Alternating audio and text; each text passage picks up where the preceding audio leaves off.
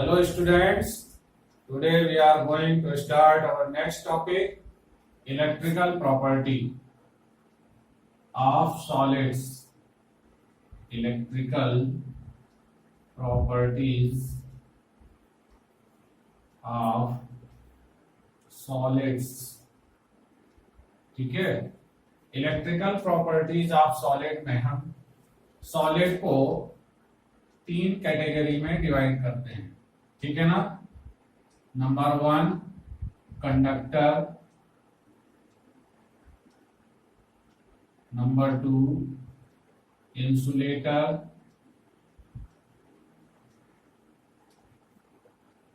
Conductors, insulators और number 3 आपका हो गया सेमी कंडक्टर्स। सेमी कंडक्टर्स, ठीक है ना। अब ये जो 3 क्लास हैं सॉलिड्स की, कंडक्टर्स, इंसुलेटर्स, सेमी कंडक्टर्स, इनको हम कैटेगराइज करते हैं on the basis of magnitude of conductivity. On the basis of magnitude of conductivity.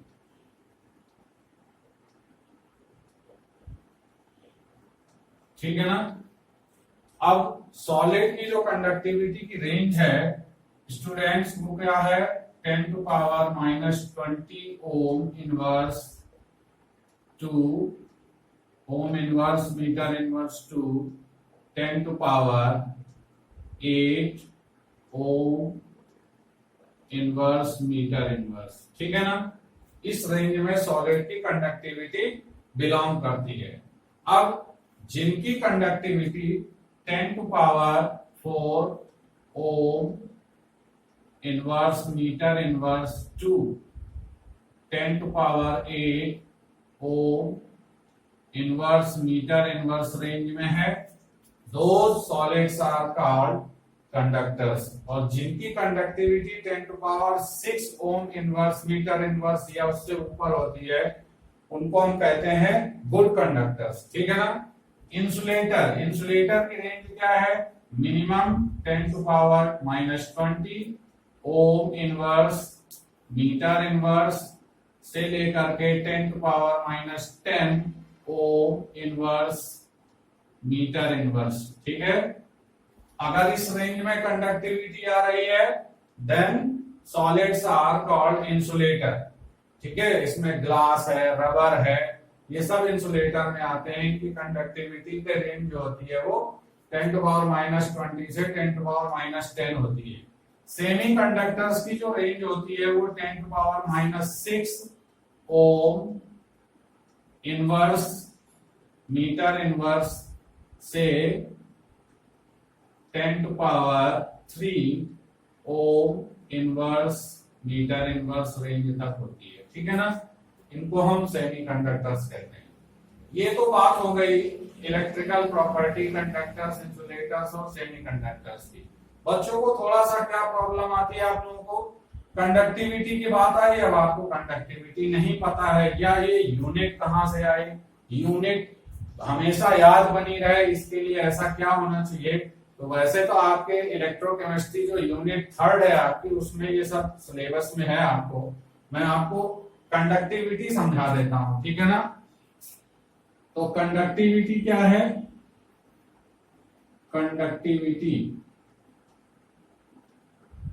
The reciprocal of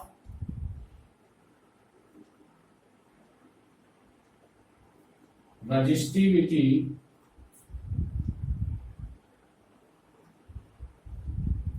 is called conductivity। Conductivity, ठीक है, इट इज डिनोटेड बाय कपा के जैसा बनता है। ठीक है ना। अब रजिस्टिविटी क्या है, तो देखिए जरा रजिस्टिविटी को समझने के लिए हम रेजिस्टेंस को समझेंगे। रेजिस्टेंस, ठीक है, resistance. What is resistance? The difficulty in flow of charge is called resistance. किसी कंडक्टर में जो करंट या चार्ज के फ्लो में जो डिफिकल्टी आती है, that is called resistance. Resistance is denoted by capital R. Resistance is directly proportional to the length of conductor and inversely proportional to the area of cross section. So R is directly proportional to L upon A. So R is equal to rho L upon A. ठीक है, where rho is proportionality constant and this rho is called resistivity. Rho where rho is resistivity, ठीक है ना। रो की value जो है वो हमें रेजिस्टेंस से पता चल जाती है, ठीक है।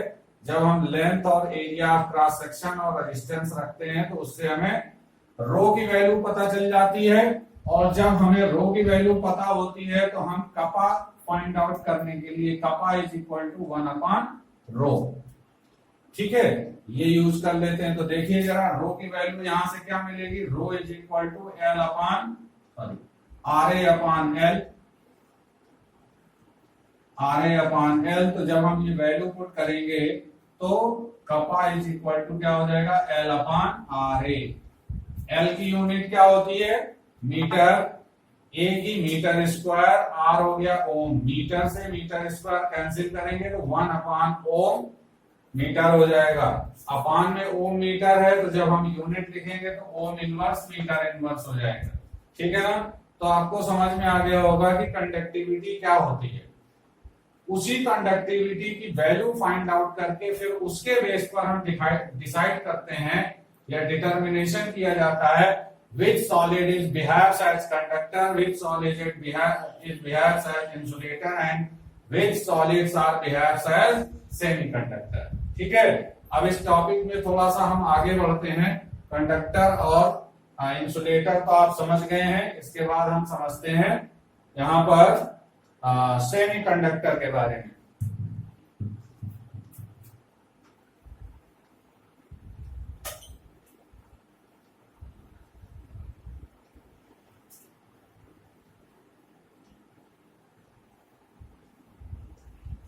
Semiconductors, as you know very well, those solids whose conductivity range is 10 to power minus 6 ohm meter inverse to 10 to power 3 ohm meter inverse called semiconductors, ठीक है। अब देखिए सेमीकंडक्टर्स जो होते हैं उनकी कंडक्टिविटी बहुत ज्यादा नहीं होती है, तो हम उसकी कंडक्टिविटी को इंक्रीज कर सकते हैं, ठीक है ना। इंक्रीज करने के लिए क्या करना पड़ता है? उसमें हमें इम्प्योरिटी ऐड करनी पड़ती है। इम्प्योरिटी ऐड करके हम उसकी कंडक्टिविटी को इंक्रीज कर लेते हैं, ठीक है। तो जब इम्प्योरिटी ऐड करते हैं किसी सॉलिड सेमीकंडक्टर मटेरियल पे तो इस प्रोसेस को कहते हैं डोपिंग। क्या कहते हैं? Doping, DOPING। What is doping? Adding of external material in the semiconductor to increase the conductivity of semiconductors is called doping, ठीक है ना। अब सेमीकंडक्टर में आपके आते कौन कौन से हैं? जैसे आपका जर्मेनियम है, जर्मेनियम, सिलिकॉन, ठीक है ना। जर्मेनियम, सिलिकॉन, ये जो एलिमेंट हैं, these are behaves as a semiconductor, but their conductivity is not so sufficient. So to increase the conductivity of germanium and silicon, we add some another element as an impurity, okay, and increase the conductivity.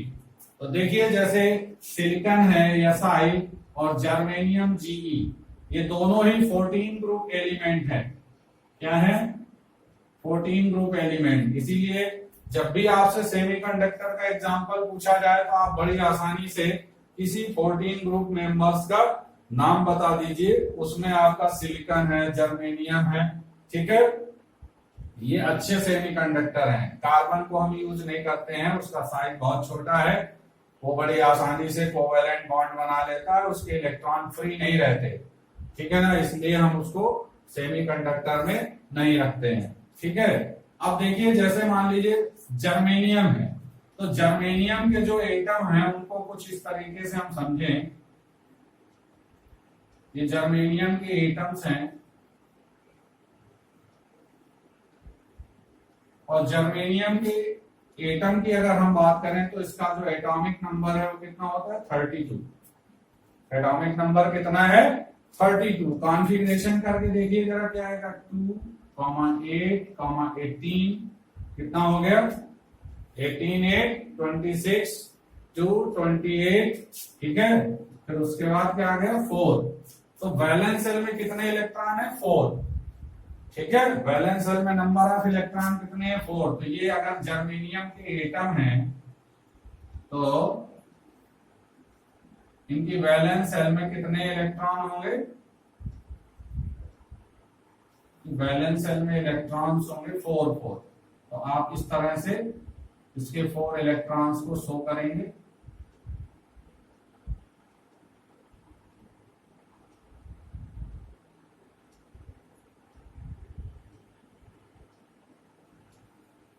अब ये देख रहे हैं आप, ये electrons क्या करते हैं, ये शेयरिंग करके बॉन्ड बना लेते हैं,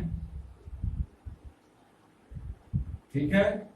इनकी यहां पर शेयरिंग हो जाती है तो नंबर ऑफ फ्री इलेक्ट्रॉन बहुत कम होते हैं। जब नंबर ऑफ फ्री इलेक्ट्रॉन बहुत कम होंगे तो ऑब्वियसली कंडक्टिविटी बहुत कम हो जाएगी। अब हम क्या करते हैं कि इसमें हम इम्प्योरिटी ऐड करते हैं। तो इम्प्योरिटी ऐड करने के लिए either we use element of 13 group और we use element of 15 group, ठीक है ना। ओके, अगर हम 13 ग्रुप की बात करें तो सिलिकॉन से पहले कौन है, एल्युमिनियम, और उससे उसके एल्युमिनियम से नीचे कौन है आपका, गैलियम, ठीक है ना। इधर अगर हम 15 ग्रुप की बात करें तो फास्फोरस, और फास्फोरस के बाद कौन है, आर्सेनिक, ठीक, क्लियर हो रहा है।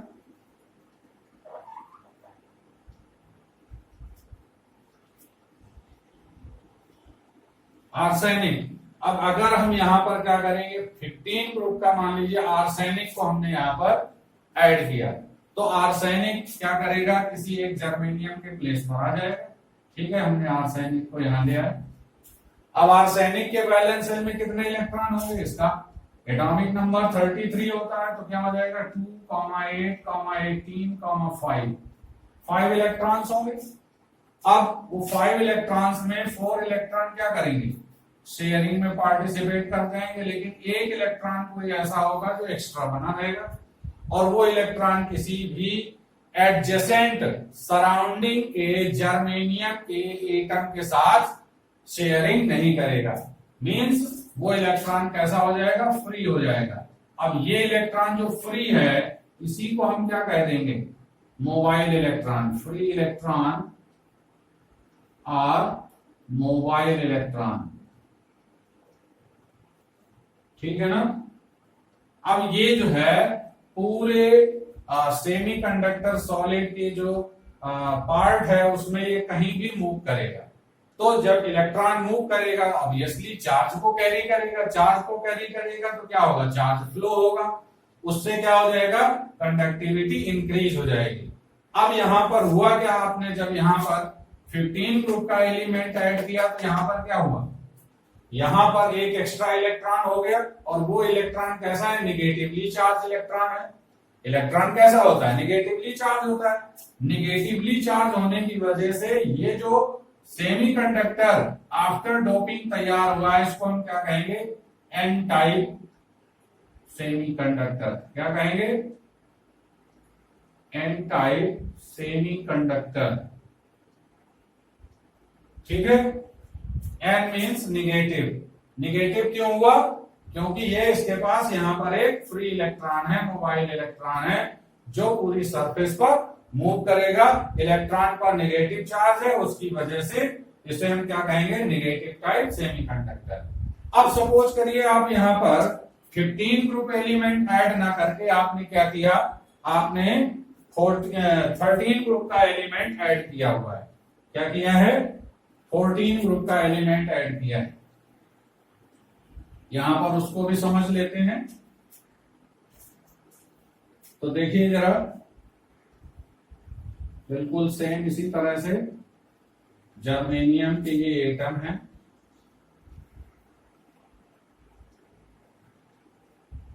और जर्मेनियम बिल्कुल उसी तरह से, देखिए यहां पर हम पहले से ही शेयरिंग करा देते हैं इनकी।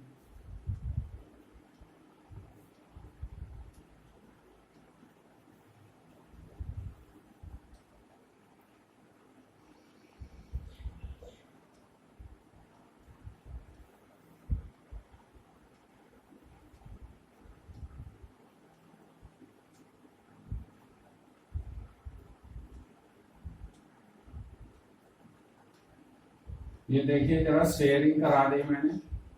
सारे जर्मेनियम एटम एक दूसरे से कोवैलेंट बॉन्ड से कनेक्टेड हैं। अब आपने क्या किया, मोल्टेन स्टेट में लाके आपने इसमें गैलियम ऐड कर दिया। गैलियम का एटॉमिक नंबर क्या है, 31 है। तो इसका जो कॉन्फ़िगरेशन होगा वो क्या हो जाएगा, 2, 8, 18, 3।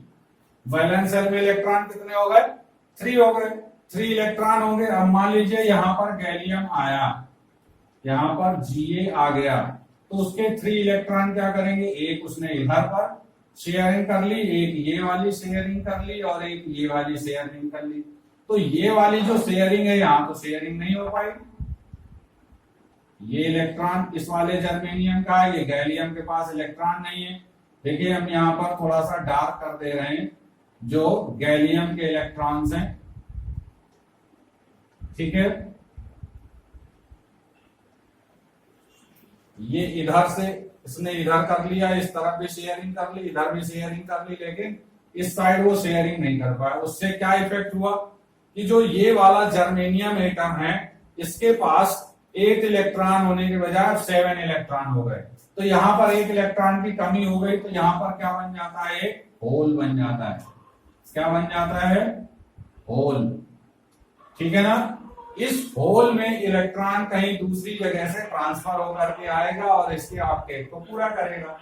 अब मान लीजिए थोड़ी देर के लिए कि यहीं से इलेक्ट्रॉन क्या हो जाए, ट्रांसफर होकर के यहां चला जाए, तो क्या होगा, वो होल आपका जो है इधर आ जाएगा। अभी वहां होल था, अब यहां आ जाएगा। तो जहां जहां इलेक्ट्रॉन जहां से जाएगा वहां पर क्या होगा, इलेक्ट्रॉन जाने से ऑक्टेट बन जाएगा, लेकिन जहां से गया है वहां पर होल बन जाएगा। और होल बन जाने से वहां पर एक तरह से माना जाएगा कि यहाँ पॉजिटिव चार्ज क्रिएट हो गया, क्योंकि इलेक्ट्रॉन की कमी हो गई। समझ में आया, इलेक्ट्रॉन की कमी हो जाने से पॉजिटिव चार्ज आ जाएगा। तो ऐसे सेमीकंडक्टर को हम क्या कहते हैं, पी टाइप सेमीकंडक्टर। क्या कह देते हैं इसको, पी टाइप सेमीकंडक्टर। बच्चों बात समझ में आ गई। तो इस तरीके से डोपिंग करके हम सेमीकंडक्टर को हम बना लेते हैं। क्लियर हो गया, ठीक है ना।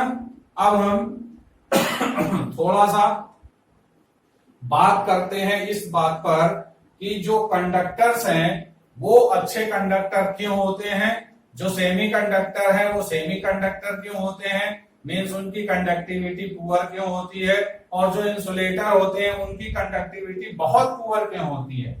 तो इसको थोड़ा सा समझते हैं, बस 1.5 से 2 मिनट में आपको बात समझ में आ जाएगी। आपने 11th में एटॉमिक ऑर्बिटल थ्योरी और मॉलिक्यूलर एटॉमिक ऑर्बिटल थ्योरी को पढ़ रखा है। आप थोड़ा सा याद करिए कि जब कोई भी एटम किसी दूसरे एटम के साथ कॉम्बिनेशन करने जाता है तो उसके इलेक्ट्रॉन उसमें पार्टिसिपेट करते हैं। तो बताया गया है कि केवल इलेक्ट्रॉन ही पार्टिसिपेट नहीं करते, इलेक्ट्रॉन जिस ऑर्बिटल में एकोमोडेट करते हैं वो ऑर्बिटल भी पार्टिसिपेट करते हैं। तो उन ऑर्बिटल को हम कहते हैं एटॉमिक ऑर्बिटल। और एटॉमिक ऑर्बिटल ओवरलैप करने से पहले एनर्जी का एक्सचेंज करके इक्वल एनर्जी में आते हैं, और वो जो न्यू ऑर्बिटल बनते हैं उनको कहते हैं मॉलिक्यूलर ऑर्बिटल। समझ में आया? मॉलिक्यूलर ऑर्बिटल में एक अपनी एनर्जी होती है और उससे बन जाते हैं दो तरह के बैंड। एक बैंड का नाम दिया गया है आपका वैलेंस बैंड। क्या कहा गया है इसको? Valence band. और जो दूसरा बैंड है उसको कहते हैं इंडक्शन बैंड। क्या कहते हैं उसको? Induction band. अच्छा, बैलेंस जो वैलेंस बैंड है ऑक्युपाइड बाय इलेक्ट्रॉन और induction band unoccupied bye electron. ठीक है ना? तो इस तरह से जो दो बैंड है, अगर यहां पर वैलेंस बैंड और इंडक्शन बैंड दोनों क्या कर जाएं? ओवरलैप कर जाएं। ठीक है ना? दोनों क्या कर जाएं? ओवरलैप कर जाएं, तो एनर्जी का गैप रह ही नहीं गया।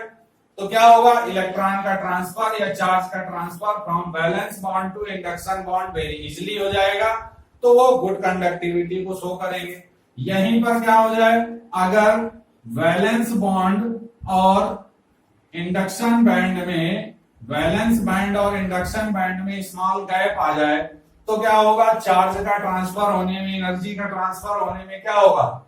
थोड़े से बॉदरेशन आएगी, कंडक्टिविटी डिक्रीज हो जाएगी। इसको हम क्या कहेंगे? इसको हम कहेंगे सेमीकंडक्टर।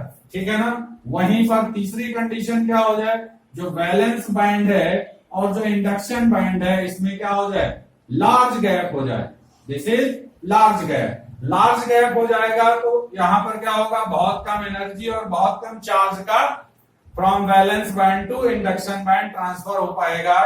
ठीक है ना? जंप हो पाएगा, जिससे क्या होगा? जो कंडक्टिविटी है वेरी वेरी पुअर होगी, बहुत कम होगी। तो इस तरह से यहां पर हम इसको समझ लेते हैं। This is for conductor, this is for semiconductor and this is for insulators. ठीक है ना बच्चों? बात समझ में आ गई? अब अगले टॉपिक में हम आपको अभी बताएंगे कि जो सेमीकंडक्टर्स हैं उनका यूज क्या है, उनका एप्लीकेशन क्या है, और फिर उसके साथ हम बताएंगे आपको मैग्नेटिक प्रॉपर्टी ऑफ सॉलिड। ठीक है ना? बात समझ में आ गई? नेक्स्ट वीडियो में हम आपको usages of semiconductors and magnetic property of solid बताएंगे। ठीक है? Okay, thank you.